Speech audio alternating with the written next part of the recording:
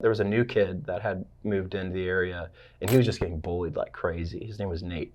And I remember we were out in the playground, and I saw 3 kids corner Nate, and I just kind of felt this pull to like go over there.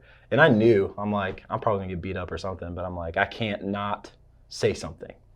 So I went over there, and I remember we were talking. I basically told him to like leave him alone, and one of the kids said, "James, quit trying to be a hero." And I said, "Well, stop being a villain." And in that moment, I was like in 2nd grade. But when I look back on that, like to me, that was so much the Lord, like even in a young age, putting that defining line in me, recognizing that like everyone deserves to be loved, everyone deserves to be held up and lifted up, no matter who you are, or if you're weird, or if there's things that make you different, or what you believe is different than what you believe. Regardless, we can all come to this place where we all can say, but we all still deserve love. And obviously bullying and this or that isn't, shouldn't be a part of what we do. So with all that being said, struggle for me was always being the guy that fixed things, but never having someone to fix my things. So I say all that to get to that place where I always was the guy that had answers. And it's not that I had answers, but in like high school, you get the most likely to whatever awards.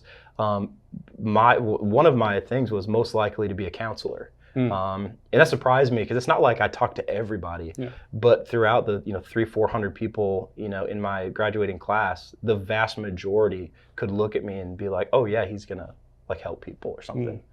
And that was great, but at the end of the day, a lot of my struggles, and you know this better than anyone, bro, is you're kind of like the person I would go to with family drama or with troubles in school or internal conflicts. But yeah, a lot of growing up, my issues were not feeling like I had people who could help me, but I knew I had to help people or others, and it was just really draining, and it was tough to always try to make myself mentally and like emotionally available for everyone else. But then at the end of the day, when I'm looking at myself in the mirror, I've just got like nothing left to give myself. I've got no more love to love myself. I've got no more hope to hope in myself. I've got no more determination to motivate myself to, get over it or move on to the next thing. It was a really tough place to live. And, when I was giving everything out to everybody else, I didn't have room enough to be healthy for me. And that's where like depression came in for a season, and a lot of anxiety. Anxiety became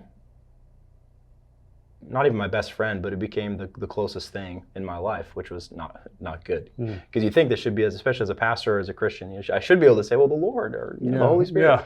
But no, honestly, anxiety became such a familiar face. It became such a familiar feeling that I couldn't even say I was anxious. I was just me, but I was anxious because anxiety became the new normal. It just always was. There was always something that could go wrong. When was the other foot going to drop? The whole lover and fighter, like I love people and I'd fight for them, but at the cost of myself. And it wasn't to be a hero or to doing it because I want to be recognized. I just internally in my guts, just ever since I was little, knew I am here to help lift people up.